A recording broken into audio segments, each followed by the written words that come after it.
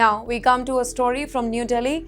According to the reports, a 25-year-old visa applicant from Andhra Pradesh was taken into custody after allegedly submitting fabricated documents during a US visa process. The allegations included a fake educational qualification, a fabricated employment certificate, in fact, fake financial documents, and bank statements showing large balances.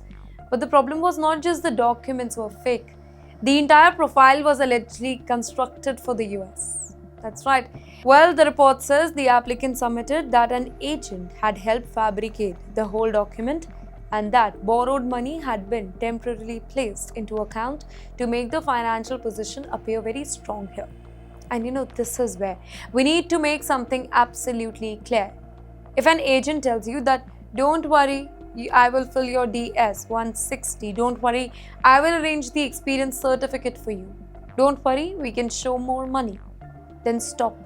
Because when you sign your visa application, the responsibility is yours, not the agent's, not the consultant's, yours. And if the documents are fake, saying that my agent did it, it does not automatically or magically erase your responsibility against the consequences of submitting false information.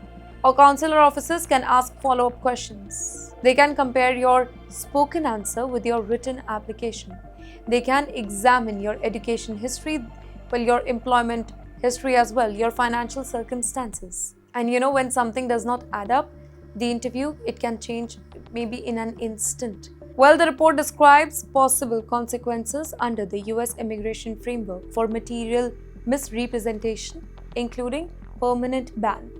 So remember this, a weak profile can sometimes be explained. A gap in education, it can be explained. A career gap can be explained. A modest account balance can be explained. A forged document, it is completely in a different category. Can you imagine getting into your dream American university?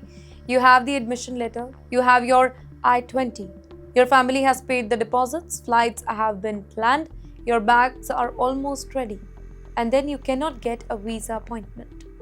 According to the reports, 30 US senators have intervened over delays and bottlenecks affecting international student visa processing ahead of fall 2026 academic term.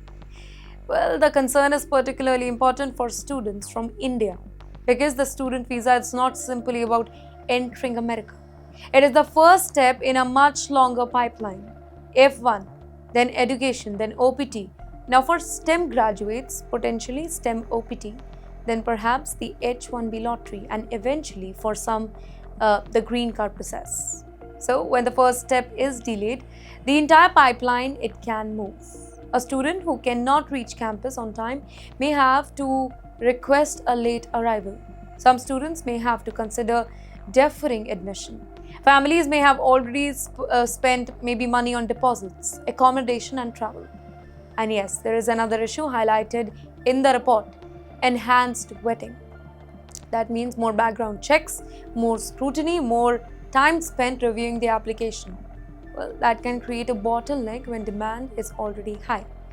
Well, the Senate intervention described in the report, it calls for greater transparency and stronger prioritization of student visa processing. And yes, there is a bigger question here. America needs international students. American universities benefit from them. US communities benefit from their spending.